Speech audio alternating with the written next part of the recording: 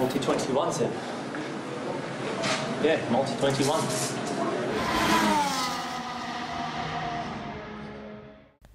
Bonjour à tous et bienvenue dans un nouveau bilan de fin de saison de Multi-21. Aujourd'hui, on s'attaque aux écuries motorisées par Honda, c'est-à-dire Red Bull et AlphaTauri. Et pour ce faire, je suis avec Aurélien Attard. Salut Aurélien. Salut Clément. Aujourd'hui, donc, on va parler de la Scuderia AlphaTauri, nouvelle écurie en 2020, et du Red Bull Racing. Alors, on va commencer par les Italiens. Une saison qui aura vu AlphaTauri gagner une course pour sa première saison en tant qu'écurie, qui aura vu Pierre Gasly gagner son premier Grand Prix. Qu'est-ce qu'on retient déjà d'AlphaTauri en tant qu'écurie cette saison ? Alors déjà, pour ceux qui ne sont pas au courant, AlphaTauri c'est tout simplement le nouveau nom de Toro Rosso. Mais bon, les employés restent les mêmes, l'usine de Faenza en Italie reste la même. Du coup, c'est juste le nom qui change, un simple rebranding. Et pour sa première saison sous le nom d'AlphaTauri, l'écurie personnellement m'a agréablement surpris. Après, elle reste quand même septième du classement constructeur, hein, donc dans la deuxième moitié de tableau, mais avec tout de même 107 points d'inscrits et surtout une victoire en Italie, alors certes acquise dans des conditions complètement rocambolesques, mais il fallait être là au bon endroit au bon moment, et Pierre Gasly l'a été. Donc je suis plutôt bien satisfait, on va dire, de cette première saison d'AlphaTauri. Alors justement, parlons de Pierre Gasly directement. Au Power Ranking de la F1, il a été classé 3e sur la saison des pilotes, juste derrière le duo Verstappen-Hamilton qui semblait intouchable. Pierre Gasly qui nous a fait une saison de patron, lui qu'on attendait comme le leader d'une écurie, lui à qui Christian Horner avait mis des responsabilités cette année, lui qui avait été rétrogradé de Red Bull l'an dernier. Pierre Gasly a donné tort à tous ses détracteurs cette saison et s'est montré très très solide dans quasiment toutes ses courses. Exactement, ouais, exactement. Et pourtant, c'était pas gagné parce il suffisait de voir l'exemple de Kvyat, qui a lui aussi connu une rétrogradation de Red Bull à Toro Rosso. Et quand il est revenu chez Toro Rosso, entre 2016 et 2007, il s'est littéralement chié dessus, quoi. Il s'est vraiment effondré. Et ça n'a pas été le cas de Gasly, qui au contraire s'est amélioré au fil des courses. Et voilà, en point d'orgue, cette victoire en Italie, il mérite totalement cette troisième place du Power Ranking. Et il y a même les directeurs d'équipe et les pilotes qui ont fait leur propre vote. Et Gasly figure dans le top 10 de ces deux classements. Donc voilà, preuve que le pilote a été vraiment très très très bon. Il n'a pas été épargné aussi par les soucis de fiabilité. Je pense d'ailleurs à un abandon en Hongrie où il a vraiment souffert tout le week-end. Et aussi très tôt dans la course en Émilie-Romagne. Et vu le déroulement de la course, il aurait même pu prétendre à un second podium là-bas.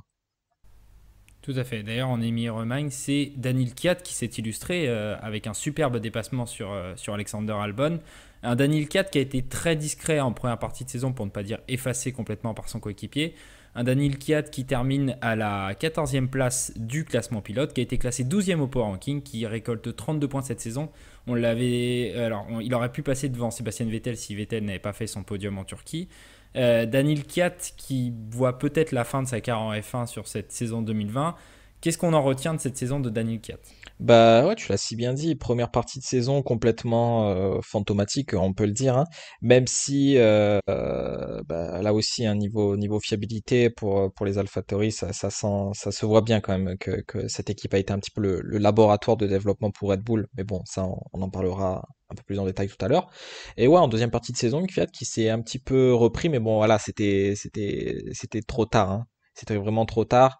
On est dans le système Red Bull, c'est-à-dire qu'on attend des résultats vraiment tout de suite et pas tout à l'heure. Et Kvyat, il a donné des résultats tout à l'heure. Donc très logiquement, voilà, c'est la porte.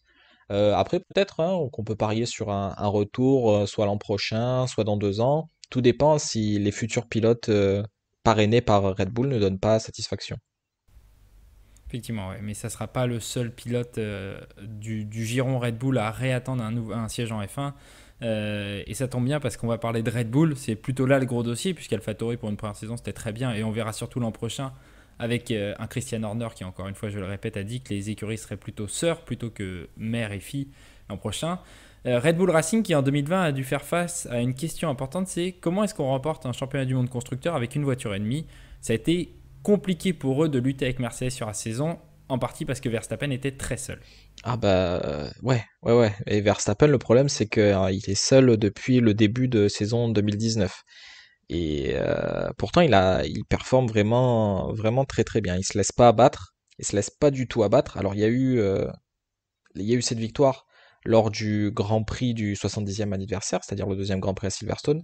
Une presque victoire lors de la course précédente à Silverstone, voilà, Tout à fait. lorsque Hamilton crève et 2 tours avant, Verstappen qui s'arrête pour pouvoir faire le meilleur tour.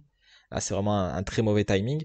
Donc les 2 victoires de Verstappen sur la saison auraient pu être 3 victoires, voire même plus, parce que là aussi, il y a quand même eu des problèmes de fiabilité sur la Red Bull.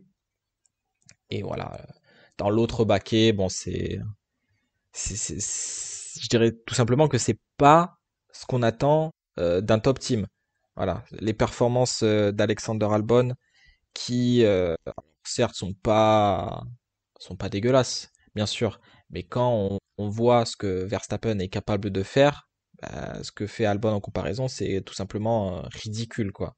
Et le fait surtout d'avoir autant tergiversé dans le camp Red Bull avant d'avoir pris la décision finale bah, de pas le conserver, ce qui était vraiment la bonne décision à faire, bah, ça c'est vraiment incompréhensible. C'est vraiment incompréhensible parce que c'est pas en gardant Albon que Red Bull allait concurrencer Mercedes pour l'obtention du titre en 2021. C'est clair et net. Mm. Ouais, ça, je te rejoins totalement. Et d'ailleurs, je voulais mettre l'accent là-dessus. C'est moi, j'en veux plus à Red Bull qu'à Alexander Albon dans cette histoire pour plusieurs raisons. La première, alors, on va exclure la performance d'Albon dans un premier temps. Toi comme moi, on n'a jamais été des grands fans du pilote, mais sur sa première moitié de saison chez Toro Rosso, la nomination pouvait se légitimer, surtout quand on voyait les performances de Pierre Gasly.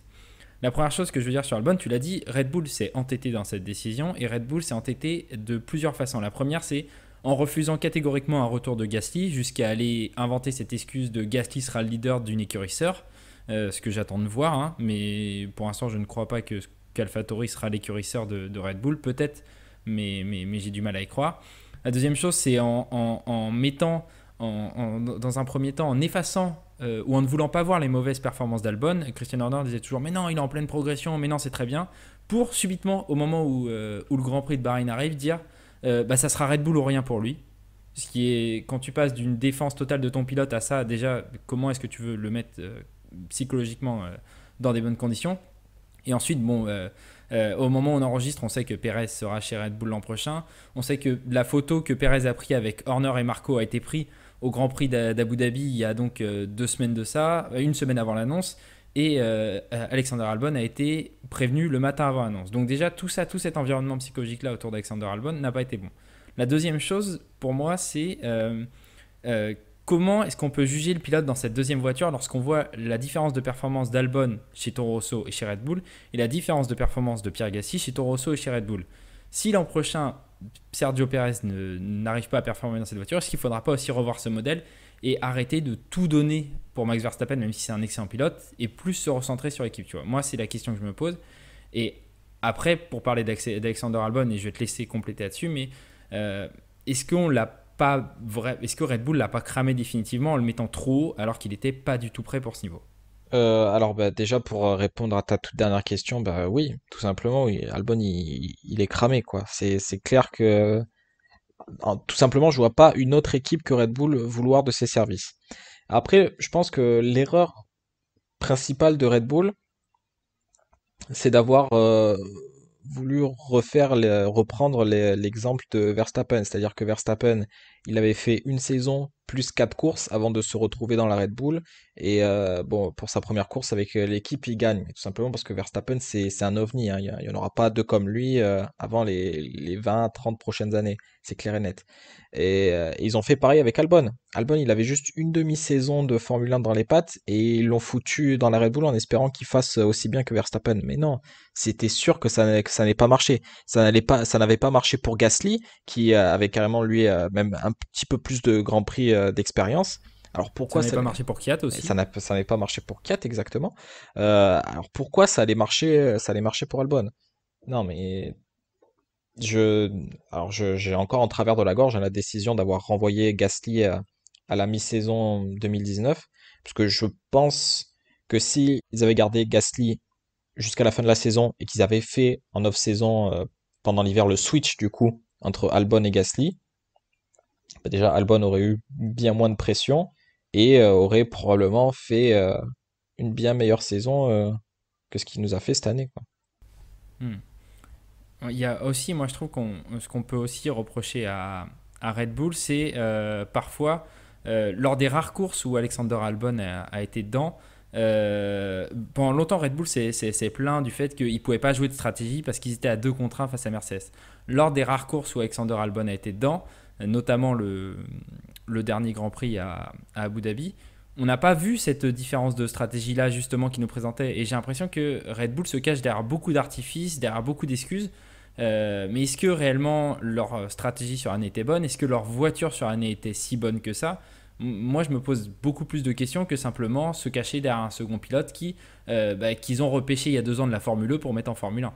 Oui, non, non, mais bah non, mais après, si Verstappen n'a pas gagné toutes les courses cette saison, ça veut bien dire que la voiture n'était pas si excellente que ça. Voilà, Verstappen, il nous a pas fait que des troisièmes places sur toute l'année, il nous a fait juste une seule pole position, donc non.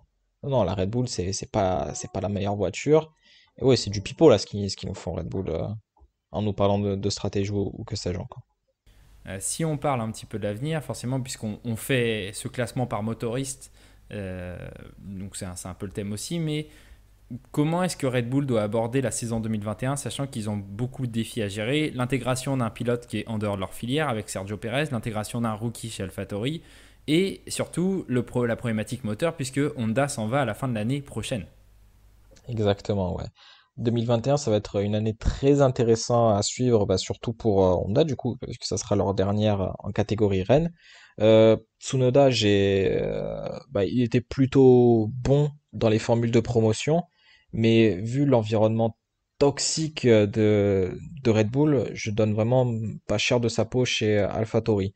Après, ce qui est bien, entre guillemets, dans un sens, c'est que les pilotes de la filière Red Bull bah, ils commencent un petit peu à se faire rares. Il reste quoi? Il reste Juri Vips, Daruvala, mais ni l'un ni l'autre ont leur super licence pour le moment.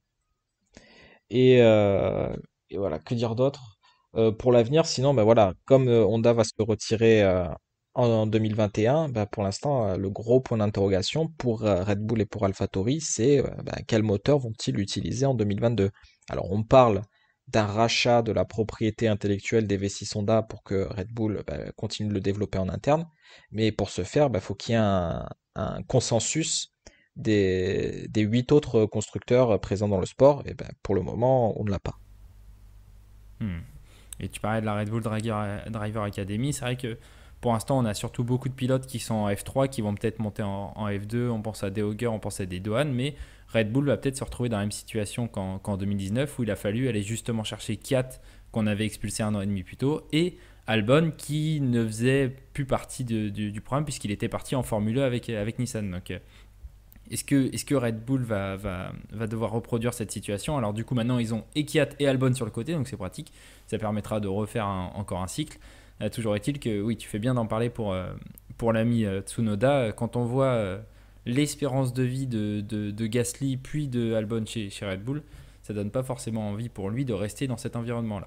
En tout cas, ça fait beaucoup de questions à régler pour le duo Red Bull-AlphaTauri en 2021, des questions dont on a hâte de voir quelles réponses vont nous donner Helmut Marko et Christian Horner et Franz Todt, n'oublions pas le glacial patron d'AlphaTauri.